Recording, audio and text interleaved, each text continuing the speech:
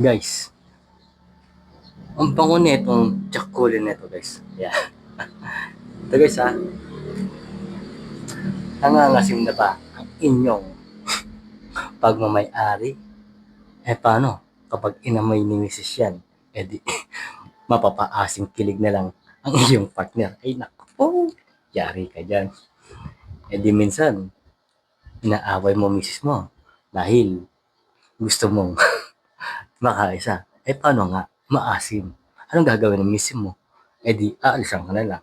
Di po, ang sasabihin mo. Kaya guys, kung gusto mong itry itong tsakulin na ito guys, ang sarap tuloy. Ang bango nito guys at may ano siya, may refreshing sa ating pagmamay-ari. Ano siya, napakaginhawa sa kanya pagmamay-ari. Kaya guys, kaya kung gusto niyo i-try ito guys, naku po, refreshing ang mangyayari diyan sa iyong pagmamay-ari. Kaya i-try mo na guys.